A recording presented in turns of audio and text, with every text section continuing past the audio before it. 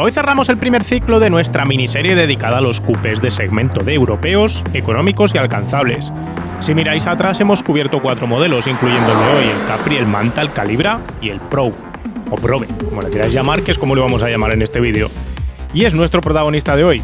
Pero todos, sin excepción, beben de una inspiración única, que es el Mustang. El Mustang rompió el mercado con la idea del coupé de estética deportiva y precio asequible para la clase media. El Capri incorporó el concepto a Europa, el Manta lo replicó para Opel y luego llegaron los Calibra y Probe para darles continuidad a ambos, y luego el concepto murió. Sí, hubo espacio y tiempo para que Opel intentase el Astra Coupe Bertone y Ford intentase el Cougar, pero ambos fueron sendos fiascos comerciales en un momento en el que el producto aspiracional y deportivo se dividía ya entre compactos deportivos y subs. Porque seamos sinceros, cuando Ford sacó el Mustang en Estados Unidos y toda aquella idea del coche deportivo económico para gente joven empezó a funcionar, lo que no sabían es cómo iba a morir. Y fueron los lanzamientos de los GTIs lo que realmente dejó tocado este tipo de productos, sobre todo en Europa. Y es que ni la propia Volkswagen daba un duro porque eso sucediese. Si recordáis el año pasado en la historia del Golf GTI os contaba que en aquel momento lo que hizo Volkswagen fue lanzar el Scirocco. Y el Scirocco era el equivalente a este perfil de coche, es el equivalente al deportivo de bajo coste para la clase media, la gente joven que quería comprarse un coche con tintes deportivos. Pero cuando lanzó el Golf GTI, lo que vio es que de repente todos esos clientes que tenían que haber ido al Scirocco acabaron comprándose un Golf, aunque la prensa no diese un duro por ello, porque la prensa hacía cachondeos diciendo de quién iba a comprarse un coche de esos con semejante portón y semejante maletero si no era para llevar una nevera corriendo de la tienda a tu casa o algo así. Pero la evolución del mercado pilló a todos con el pie cambiado y empezó a destrozar lo que había sido ese bonito segmento de los deportivos de segmento C. El Golf GTI funcionó y el Scirocco no. Y el resto del mercado se movió hacia un compacto deportivo hasta la eclosión de los subs. En unas semanas os traeremos un podcast sobre el impuesto a los tragagasolinas de Estados Unidos y cómo esto cambió la industria del automóvil moderno hacia los subs, pero eso hoy no toca. Yo soy Guille García Alfonsín, esto es Power Up con la energía de Total Energies.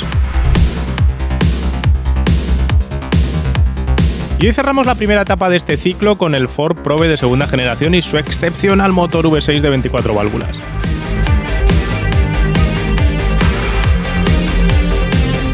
La historia de desarrollo de este coche es complicada, por decir poco.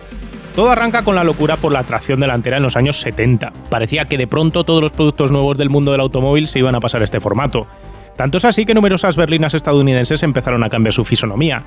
A esto se sumó la crisis del petróleo para mover a Ford hacia una posición curiosa. Y es que Ford a finales de los 70 se tenía que poner a desarrollar una nueva generación del Mustang, pero en aquel momento estábamos ante la crisis del petróleo y no había ningún tipo de interés por coches con grandes motores y grandes inversiones por detrás para poderlas recuperar. Así que en aquel momento que Ford también iba estrecha de dinero, decidió que el mejor camino para desarrollar un producto de futuro que pudiese reemplazar al Mustang era asociarse con Mazda y que Mazda, de la que tenía cierto porcentaje de accionariado, fuese la que cediese todo lo que era la plataforma y las mecánicas para crear un modelo conjunto con el que atacar el mercado. La herejía es que este tipo de proyecto que iba a desarrollar con Mazda iba a ser un coche de motor delantero transversal, tracción delantera, un V6 nipón además montado en esa plataforma y unas líneas ultra aerodinámicas muy acuñadas y muy afiladas. Nada de lo que tenía que ver realmente con lo que se entendía por un Mustang en aquel momento. El proyecto, conocido como ST16, se diseñaría estéticamente en Estados Unidos por el equipo de Ford antes de ser integrado en la plataforma GD de Mazda en Japón, donde habría un pequeño equipo de Ford revisando dicha integración. Pero tras años de programa de desarrollo, se lió parda.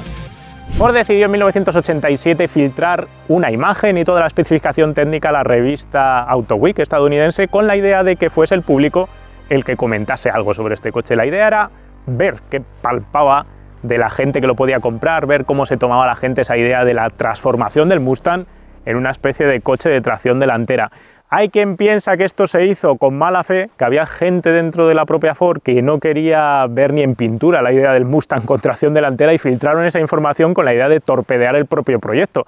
Pero ese estudio de mercado sirvió para cambiar la configuración del futuro de lo que iba a tener Ford entre manos. El público se volvió loco, Ford recibió numerosas cartas pidiendo la cancelación de un Mustang de esta tipología y las ventas del Mustang de los años 80 se dispararon inmediatamente. La presión interna creció y finalmente Ford decidió abrir un plan de desarrollo para un nuevo Mustang trasera con motor V8. Pero como el dinero de esta nueva generación ya estaba gastado, no quedó otra que crear una nueva generación partiendo de una modesta actualización del chasis ya existente. ¿Pero qué hacer con el ST16? Ford se había gastado ya un dineral y romper lazos con Mazda en aquel momento implicaba pagar una indemnización a la propia Mazda que había preparado ya la línea de producción. El coche estaba a menos de 12 meses de fabricarse, así que no tenía sentido tirar toda esa inversión. Por otro lado, hasta 1994, y estábamos hablando de que estamos en el año 1988, no iba a salir un nuevo Mustang, así que había que cubrir ese espacio de tiempo. Así que al final decidieron comercializar ese proyecto, ese ST16, y ponerle otro nombre comercial. Así nacía el Probe de primera generación, un coche que, si bien los fanáticos del Mustang no querían en su linaje, acabaría siendo un éxito comercial inmediato. La producción en Flat Rock, la planta de Mazda adquirida a Ford para la producción de estos modelos, no daba abasto, con más de 100.000 pedidos en el primer año. El Probe y su hermano mellizo de Mazda, el MX-6, demostraban que todavía había espacio en Estados Unidos para coupés de precio accesible y diseño moderno. El modelo de Ford articularía su gama de motores en dos: un Mazda de 4 cilindros y un V6 de origen Ford con potencias de 110 a 150 caballos. Tal fue el éxito del primer modelo que directamente, en el momento de llegar al mercado, Ford ya decidió que iba a tener un modelo de reemplazo. Mazda tenía unos tiempos bastante raros de desarrollo porque la plataforma sobre la que había montado este MX-6 y este Probe de primera generación la iba a dejar de comercializar en cuestión de 4 años. Entonces, para poder adaptar el coche a la nueva plataforma tenían que crear un modelo nuevo prácticamente de manera inmediata. Así que justo cuando salía al mercado la primera generación del Probe, Ford ya se ponía a trabajar en esa segunda generación. Esta segunda generación iba a ser diseñada por Mimi van der Molen, la primera mujer en dirigir un diseño en Ford. Van der Molen quiso dejar su impronta en un diseño más ergonómico y fácil de utilizar, tal y como declararía. Bajo su piel, el Probe iba a cambiar a la plataforma GE de Mazda, y es que la firma de Hiroshima iba a cambiar toda la línea de producción de esta fábrica para esta nueva base, razón por la que el Probe original solo había durado 4 años en el mercado. Además, dada la explosión momentánea de la demanda de coupés nipones en Europa, Ford aprobaría el lanzamiento del modelo en Europa como sucesor indirecto del Capri para tratar de conseguir una buena cuota de mercado que ella misma había creado originalmente con el propio Capri.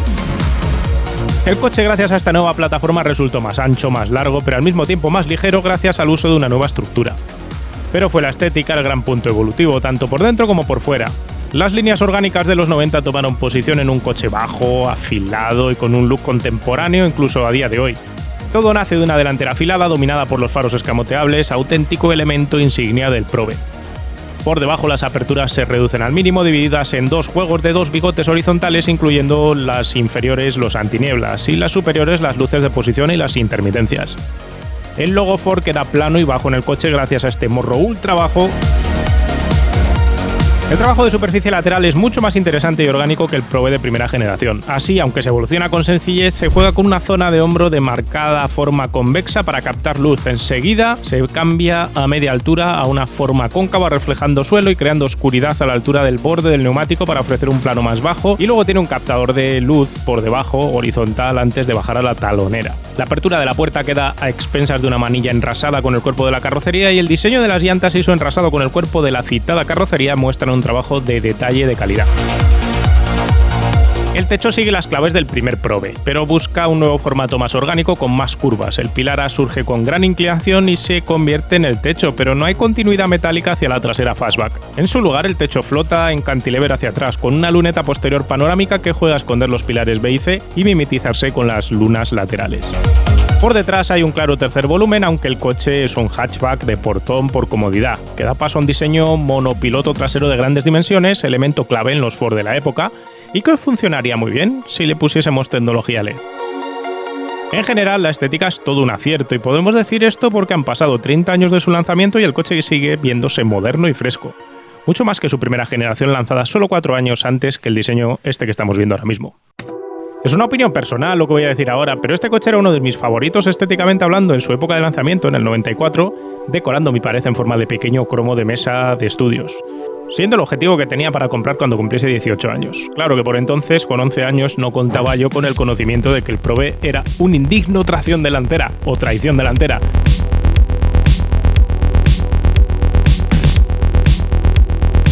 Por dentro el coche mantenía las mismas líneas curvas que habíamos visto en la parte exterior, las mismas líneas orgánicas aplicadas al salpicadero. Era todo de plástico, no había cuero. Esto ya era una época en los años 90 donde los acabados no eran ninguna maravilla, menos todavía en Ford, que siempre tuvo un poco de fama de cosas que crujían. Y esto no es porque el coche sea viejo, sino porque Ford lo hizo así. Más allá de eso, nos vamos a olvidar un momento del tema de materiales y acabados y superficies.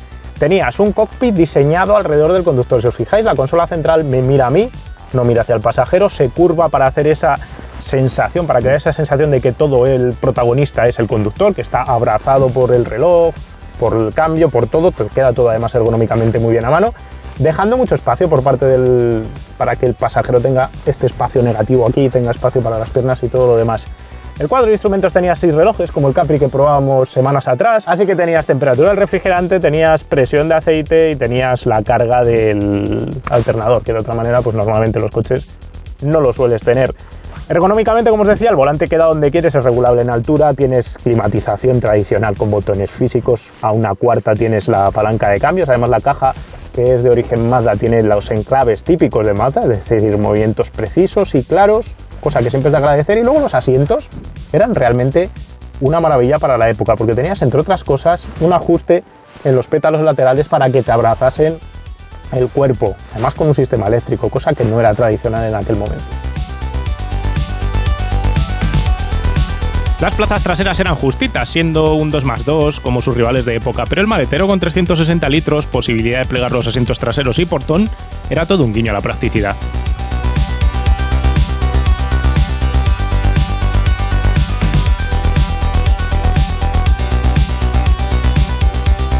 La base técnica del coche era la misma empleada en la plataforma de los Mazda, de los 626 y compañía, así que todos los elementos de suspensiones, frenos, chasis que vamos a encontrar son de origen Mazda. Delante tenemos un sistema McPherson de suspensiones, así que tenemos un brazo inferior fabricado con 2 chapas de acero soldadas, una sobre la otra, un elemento transversal sobre el que se articulaban y que también soportaba la parte inferior del motor, y muelle y amortiguador por encima, la mar de normal. Freno de disco con pinza de un único pistón. Aquí no hay ingeniería maravillosa, lo que sí molaban en las llantas de aleación de estas versiones. Luego, por el tren trasero, teníamos una suspensión un poquito más trabajada que los rivales como el Calibra, porque empleaba un sistema también McPherson o Chapman Strutt, o como queráis llamar. Lleva 2 brazos, que son 2 tubitos de acero transversales, y un brazo longitudinal que sirve para controlar longitudinalmente la rueda, muelle y amortiguador por encima. Muy similar, si lo vieseis por debajo, a lo que vimos, por ejemplo, en los Impreza, que lleva un sistema muy parecido. Detrás también utilizaba discos de freno, no llevaba tambores, lo cual ya era una buena noticia, porque en aquel momento todavía había algún que otro fabricante que prefería apostar aquí por tambores en el perfil de estos coches.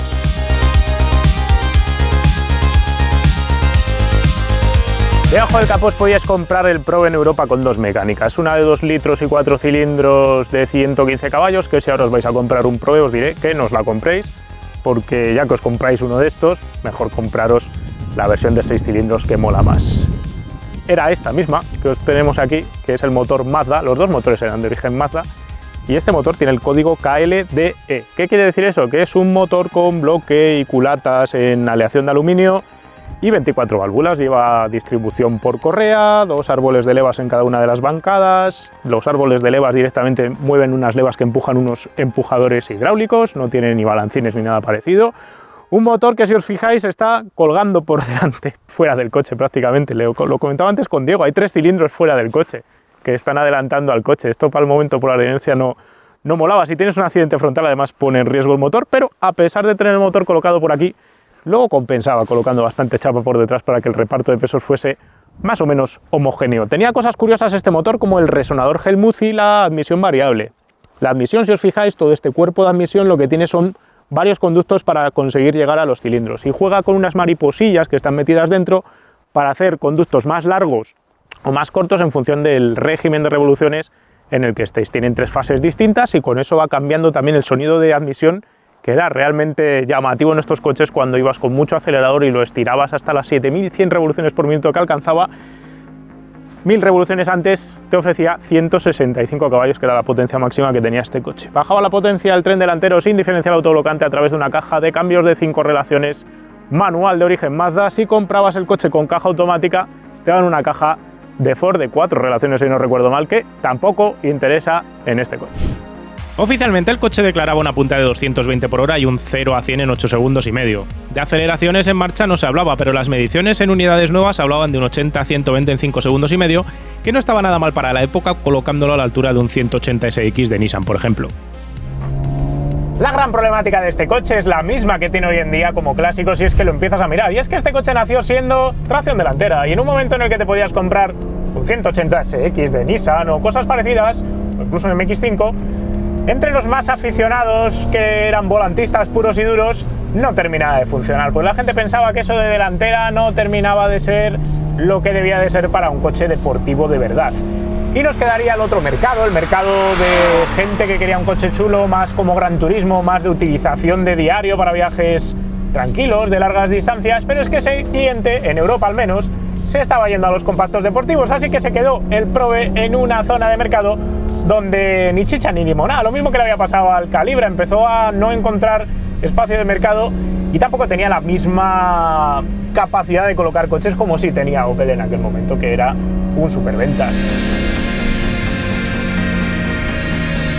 Por cuando puso a punto este coche, ya lo puso a punto además pensando en ese tipo de cliente más de gran turismo, así que justo por esa misma razón hizo que el coche tuviese suspensiones relativamente suaves y tuviese también una dirección muy a la estadounidense, siendo muy asistida, ligera, precisa. Cuando digo muy asistida para un deportivo de la época, porque realmente tiene más peso que muchas de las direcciones modernas y te deja sentir más la carretera que casi cualquier dirección moderna que te puedas poner entre las manos. Pero respecto a otros coches de la época, léase el Nissan citado, el 180 SX, o léase, yo que sé, el propio Calibra, aquí tenías un poco más de asistencia y un poco menos de feeling de cuánto estabas cargando las huellas de neumático delanteras, lo cual te dejaba un poco vendido a la hora de saber calibrar cuánto agarre te quedaba disponible en las ruedas para agarrarte todavía en el asfalto.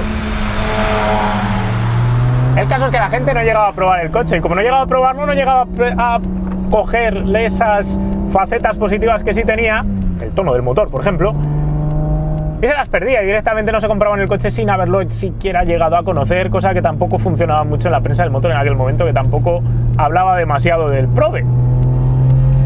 Y es que el coche tenía un comportamiento muy logrado, sin sobrealimentación y con 230 Nm de par, la tracción no era un problema para bajar la potencia al suelo. El coche, siendo bajo y con una cuidada geometría de suspensiones, pasaba las curvas plano y con mejores maneras que el Calibra, pero el enemigo dinámico lo tenía en casa. El tema es que el MX6 tenía otra puesta a punto que era más beneficiosa para este tipo de chasis. Para empezar, jugaba con una dirección asistida que era un poquito más pesada, lo cual te permitía leer mejor el suelo, tal y como os he dicho antes.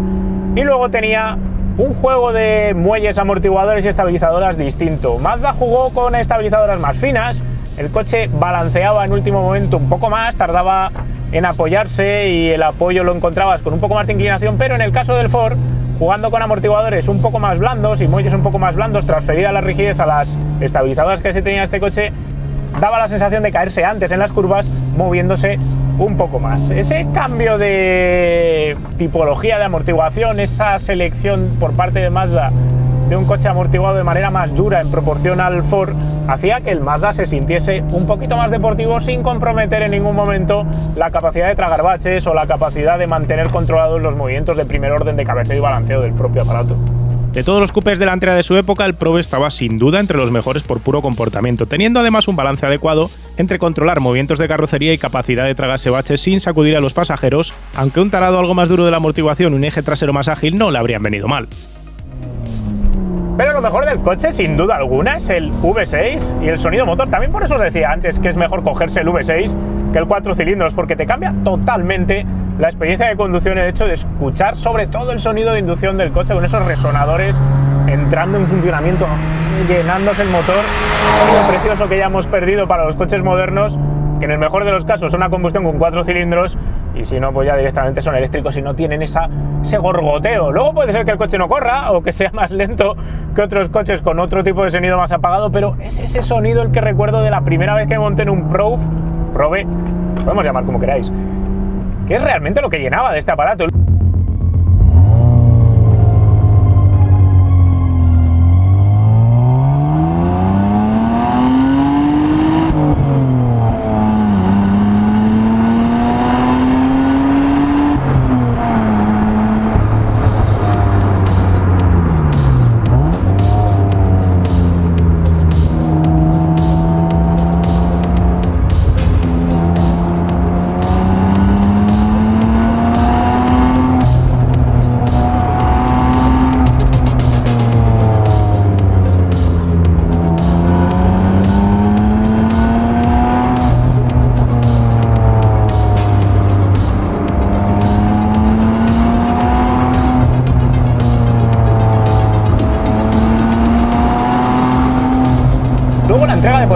era súper progresiva, un motor atmosférico de gran cilindrada, o por lo menos, a ver, de gran cilindrada, de 2,5 litros, que no estaba mal para Europa en su momento, con esos 6 cilindros, lo cual lo hace muy suave en la entrega, progresivamente va ganando patada y llega ahí hasta las 6.000 y pico revoluciones por minuto, donde tiene los 165 caballos, sin haberte pegado ningún tipo de pico, de patada bruta, que sí te encontrarías en un coche con motor turbo. Este coche era mucho más lineal en su respuesta que un Silvia de Nissan, que ese 180 SX que os comentaba antes, que era mucho más bravucón, tenía probablemente bastante más carácter, probablemente no, os lo garantizo porque he tenido uno, tenía más carácter de coche burro y bruto, de coche tal vez deportivo, pero no tenía esta finura que tiene este coche, que además se disfruta porque encaja perfectísimamente con esa sensación de coche de gran turismo, de patas largas, de ir por la autovía rápido o venirte a una carretera de curvas y disfrutar del chasis, disfrutando sobre todo del sonido del motor. No se trata tanto de ir atacado, de ir ajustando trazadas o de hacer apoyos súper fuertes, sino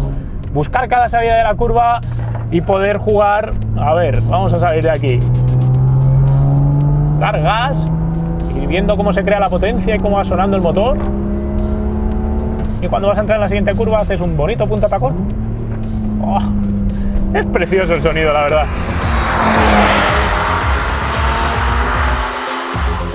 Para viajar a velocidades totalmente ilegales por autovía, este coche era sencillamente perfecto, con pegada y comportamiento cómodo, piernas largas para cubrir largas distancias sin cansarte y con diseño y aerodinámica para que tu coche te enamorase cada vez que lo aparcabas y echabas la vista hacia atrás. Desgraciadamente, fue un fiasco comercial, especialmente en Europa.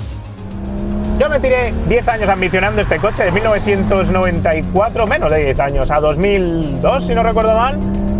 Siempre pensando, viéndolo ahí encima de la mesa, diciendo, algún día me compraré uno, cómo me mola estéticamente, bla, bla, bla. Y cuando llegó el momento y ya me enteré de qué iban las cosas, de lo de tracción delantera y tracción trasera, al revés, tracción delantera y tracción trasera, cuando me di cuenta de todo eso, me monté en él para comprarme uno, lo probé, escuché el sonido motor, me encantó, pero un pequeño Pepito Grillo que tenía detrás aquí hablando, me dijo, cómprate el coche trasera, que es como tienen que ser los deportivos auténticos. Y luego con el paso de los años te das cuenta de que no importa tanto la condición de cuál sea el eje motriz, sino cómo está ejecutado el coche y que te hace disfrutar. Y a veces no se trata tanto de que lo puedas cruzar de atrás, o sí, sino si ese coche con ese comportamiento y ese sonido realmente te enamoran. Y este es un coche que por puro carácter de motor te puede llegar a enamorar. Pero justo ese problema que hace ya muchos años, desgraciadamente, me ocurrió a mí, por el que yo acabé comprándome un Z de Nissan en lugar del Probe, pues le sigue ocurriendo hoy en día, y por eso su valoración como clásico todavía está un poco por los suelos. Curiosamente, me parece llamativo que se pague menos por un Probe 24 válvulas de estos que por un Calibra turbo, claramente la mitad de hecho, cuando en realidad la experiencia de conducción no está muy separada entre los dos. Y este coche además tiene un interior propio, me parece que tiene un chasis mejor ejecutado. Además me gusta más el motor V6 por sonido que el turbo del Opel. Pero hey, que si os gusta el Opel, con su sistema de tracción total, no soy yo quien para discutir con vosotros. Además el Opel tiene más recorrido para meterle un poco más de chusta y que corra un poquito más.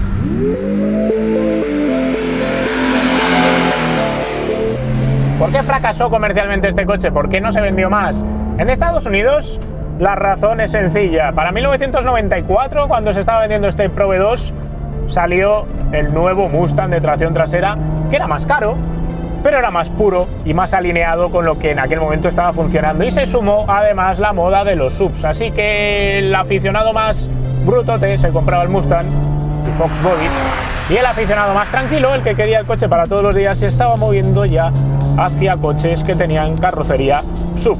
En Europa la cosa fue distinta, no nos dio por los subs, en aquel momento todavía, llegaría 6 años después la moda, pero ni la situación económica del 92 en adelante para el joven medio que se podía comprar este coche daba para muchas alegrías, así que no se vendía un volumen importante de coches a ese perfil de edad, y luego el que se lo podía comprar realmente acababa comprándose el compacto deportivo porque le veía más versatilidad. Tenían un único coche, probablemente ya estaban pensando en tener familia, esa gente joven, y siempre pensaba que tener plazas de atrás más grandes, maletero más grande y un coche más convencional parecía un plus.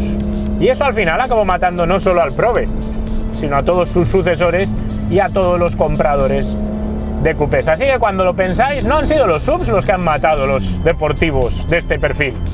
Hemos sido nosotros comprando compactos deportivos. La culpa la tiene el Golf GTI y compañía. No la tienen solo los SUVs. Los SUVs la tienen de ahora mismo, claro. Así el coche arrancó en el 93 con una producción de más de 100.000 ejemplares en ese año, pero en 2 ejercicios estaba hundido en la miseria, algo a lo que contribuyó en Estados Unidos el lanzamiento del Mustang del 94. Y eso que el Probe ofrecía un coche más cómodo para viajar, más fácil de conducir, más barato y menos gastón que el propio Mustang. Lo de gastón es relativo. Yo digo que es relativo porque, a ver, para Estados Unidos este coche gastaba 8 litros y medio, 9 litros a los 100 en carretera abierta. No estaba tan mal para lo que se llevaba en aquel mercado. En Europa ya era un coche relativamente, pero no demasiado. El problema es meter este 24 válvulas en ciudad. Ahí es donde os vais a encontrar que el V6 es un tragón, porque podéis doblar el consumo sin ningún tipo de miramiento ni problema.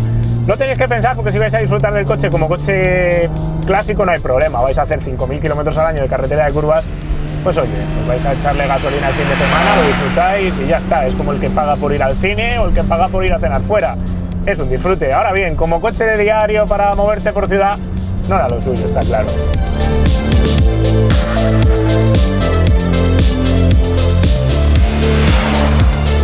Pues Joseba, cuéntanos cómo acabas tú teniendo un Ford Probe, porque la historia tiene que tener ahí su aquel. Pues a ver, el coche era de un amigo, lo cambió por un Opel Frontera, uno por otro, y nada, fui con él a dar alguna vuelta. Me dijo, ¿por qué no lo llevas un poquito? Lo empecé a llevar por carreteras un poco ratoneras y la verdad es que me empecé a enamorar del coche. El caso es que como un año más tarde mi amigo se decidió comprarse otro coche y ya no podía tenerlo, aunque era el coche que le gustaba de pequeño, pues sentía que tenía que deshacerse de él, ¿no? Y yo al final pues siempre lo miraba así con un poco de... No es racional, ¿no? es un poco pasional. Me gustaba, pero nunca me llegaba a decidir y en un momento dado dije, bueno, me lo quedo yo. Pero me eché para atrás, pero el caso es que acabaron hablando mi chica con mi amigo y me aparecieron un día y me dice, toma las llaves. Y yo, ¿qué me estás contando? Es un buen regalo ese, ¿eh? Sí. Me dice, pues, ¿qué es tuyo? Y digo, me giro, digo, es mi coche. Yo no me lo puedo creer. Y al final, pues, como digo yo, la gente dice, mi novia mola, digo, no, la mía me ha regalado un V6. Con eso ganas, ¿no? Sí, o sea, y nada, encantado. ¿Cómo está el tema de recambios? El tema de recambios está muy complicado. Queja de Ford, venga, que esto todos los que tenemos Fords viejos sufrimos esto. Sí, al final pues eso, me pongo a buscar en webs de Alemania, de Estados Unidos, cuesta trabajo, incluso algo tan sencillo como el tema de la palanca de marchas. ¿Consigues algún kit por algún lado? Pues yo lo conseguí, pero el mecánico tuvo que adaptarlo. La verdad es que tengo un mecánico que es un máquina, pero es eso, que todas las piezas, sobre todo los componentes de motor, que es la parte más complicada, está todo descatalogado por Ford, por desgracia. Lo único que puedes conseguir es a través de Mazda y, por ejemplo, para una hipotética reconstrucción, para dejarlo kilómetro cero, ¿no? No todas las piezas las consigues a través de Mazda. Lo dicho, hay que ir a Estados Unidos, hay que ir a Alemania, que aún se mueve bastante el mercado con estos coches, y buscando y buscando es como consigues todas las piezas, pero tiene 30 años, es un Ford y es lo que hay. Joseba, estás hablando aquí hipotéticamente rehacer el motor, ¿qué le vas a hacer al coche? Confiesa. Ahí atrás tuve que sacar el motor, se rehizo más o menos entero, caja de cambios, mucho dinero, pero bueno, tiene algunos fallitos que me llevaron en algún momento dado a pensar, nada, me deshago de él y ya está, pero luego bajo al garaje, lo veo y digo, ni de coña, este tiene que quedarse en la familia para toda la vida, y es que es así. Muchas gracias, Joseba. Nada. Espectacular en aspecto, espectacular en sonido, un coche que además si os lo compráis hoy y lo queréis disfrutar, lo bueno es que siendo viejo, no se nota viejo. Es un coche de estos que ya pasaron esa frontera de los años 80, por la que si te quieres comprar este coche para guardarlo y tenerlo como clásico, matricularlo como histórico, luego vas a disfrutar de un coche que realmente podrías utilizar todos los días sin ningún tipo de quebradero de cabeza. Tiene el problema que siempre ha tenido, que le hemos dado poco amor porque en su día se vendió mal porque no era trasera, y recientemente es un coche que está todavía casi terminando de atravesar esa pesadilla de camino por el desierto en la que la gente no paga nada por ellos, acaban yendo al desguace, muchos acabaron tuneados hace 10 años, eso ha hecho que todavía sea más difícil encontrar uno que esté en un estado medio decente, pero es ahora cuando empieza la gente a prestarles atención. Lo positivo es que, a diferencia de muchos de los que hemos traído aquí, este coche con el V6 todavía está barato, lo podéis encontrar por menos de 4.000 euros, y si no me creéis lo vamos a ver ahora mismo en Wallapop. Momento Wallapop en PowerArt para el Ford Probe o Probe 24 válvulas. Vamos a pasarnos los 4 cilindros por el arco del triunfo, por lo que os he dicho, puestos a meterte ya en un Probe, pues te vas a un Probe 24 válvulas. No está catalogado el Probe Ford, vamos a poner aquí, Ford Probe. Ya que tenemos unas cuantas unidades por debajo de los 4.000 euros dichos, tenemos este, 167, 163 caballos, todos los que estáis viendo aquí, 170, son V6s. Otro 3.905 para este, que es el más caro que he visto, con la matrícula tapada con un cartón. 1.800, estos son 4 cilindros, 167 para este, 163, 2.500 caballos, esto sí que es potencia, no es la cilindrada. ¿Ves que hay unos cuantos? 1999, 4500, este es un Probe de primera generación, el MK1, que no se trajo oficialmente. 4500, veis que todos están por debajo de 5000, todavía estáis a punto de comprároslo por Reyes, o pedírselo a Reyes, básicamente, a los Reyes Magos. 3500, por ejemplo, para esta unidad, es la que llevaba la placa de matrícula abajo. 24 válvulas. Bueno, este ya pasó su época tuning, lo podemos ver por el falo este que tiene ahí puesto para la palanca de cambios, y que la consola central está pintada. Es moneda común que suele venir con estos coches. 227.092 kilómetros, no es poca cosa precisamente, pero es que es lo normal para este tipo de unidades. 3.500 para este, 3.999 para este, color morado, marca aquí Madrid. Esta unidad es muy parecida a la que hemos probado, con la diferencia, pues de nuevo, no tiene la matrícula arriba, tiene el piloto completo atrás, no tiene el alerón, no tiene el cuero, nos lo comentaba Joseba, es una rareza su unidad porque llevaba el interior de cuero, que era un opcional que apenas se ha visto en las unidades. 125.000 kilómetros, este tiene menos que el anterior, vamos aquí... 5.000 euros por este del 94, si os fijáis, los del pre-restyling tienen la matrícula arriba, no la tienen abajo, y tienen 170 caballos, algún caballito más que los de 160 y algo, que son ya los del restyling. Esto de tapar las matrículas complica un poco a la hora de fiarse. Pintura mate, menos original y encima más caro. Rojo, 3.900 euros, no tiene kilometraje esta unidad, tiene buena pinta de pintura, ¿verdad? Este coche se vendió con llantas cromadas de serie, por cierto. Si encontráis alguno con las llantas cromadas, es porque se le montaron. También matrículas tapadas, mal asunto. Otra unidad roja del 93, 2.400 euros, 167 caballos, aparece aquí, coche clásico, ITV, el Molar, cerquita de Madrid también. Pues veis que hay unas cuantas unidades. Este tiene asientos de cuero, además, un cuero así gris claro, peculiar. Es un clásico de estos que todavía está en la parte baja de la apreciación, seguro que suben, pero me parece una inversión inteligente en el sentido de que si queréis un Probe, más no van a bajar, y lo que más seguro que pueda ocurrir es que suban de precio. Si te quieres comprar un Probe 24 válvulas porque ha sido el sueño de tu vida toda la vida, es el momento para comprarlo. Como esperes un poquito más, te vas a quedar sin estos coches a estos precios. Bien porque se van al desguace, bien porque los pocos que queden van a empezar a ir subiendo a poco.